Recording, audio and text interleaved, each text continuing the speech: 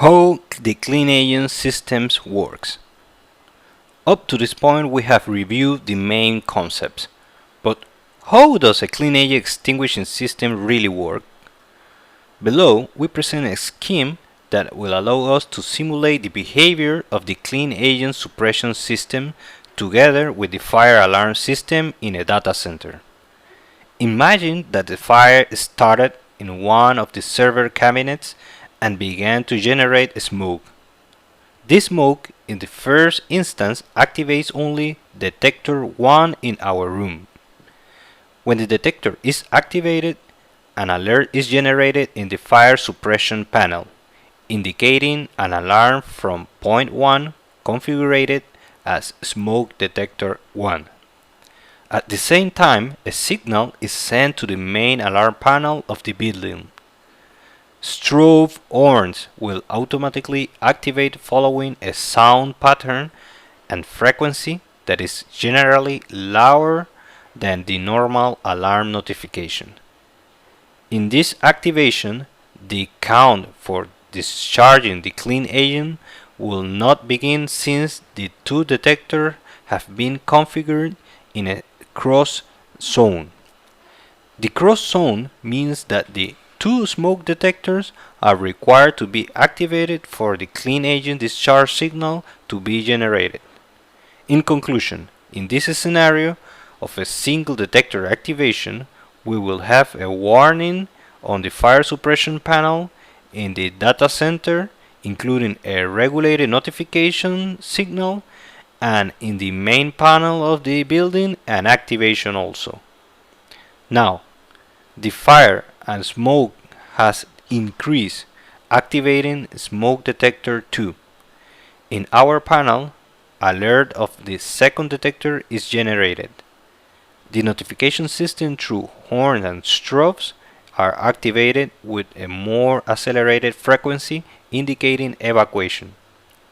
And automatically the discharge notice appears and the initiation of the countdown starts on the panel.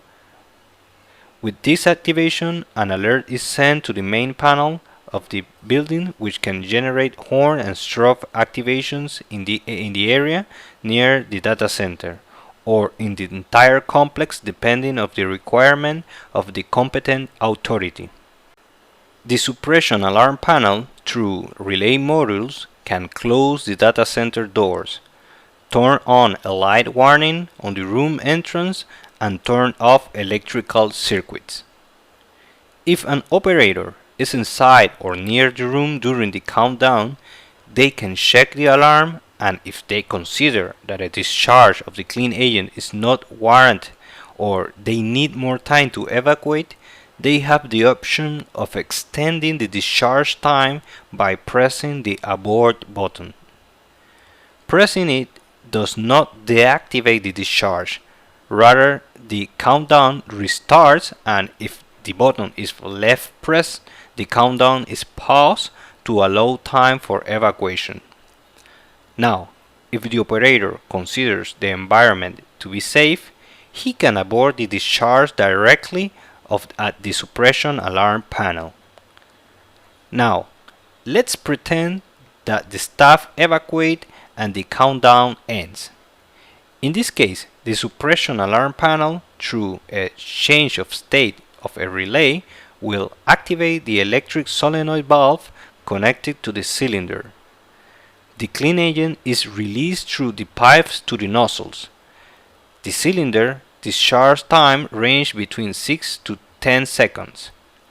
In this process, the data room or data center must be completely covered by the product, extinguishing the fire.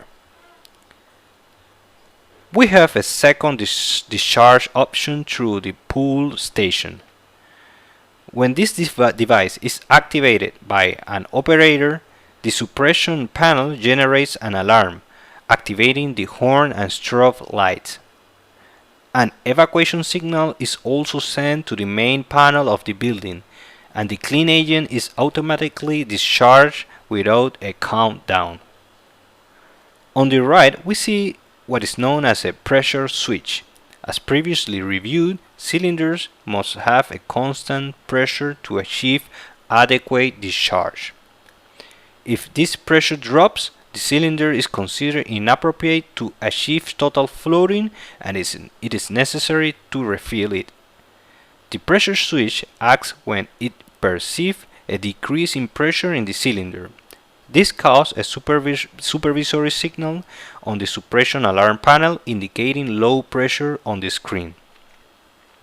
It is important to mention that there are data centers where, in addition to the system we have seen, an early detection system or detection by air sampling is installed. Currently, the most common is the Vesta brand. This is a complement to the suppression system, and through this equipment we can detect the fire in its early stage, in which it will still be imperceptible for a smoke detector. When the Vesta system is activated, it will send us an alert through either the suppression alarm panel or the main alarm panel of the building, which will allow us to react in advance before the activation of the clean agent suppression system.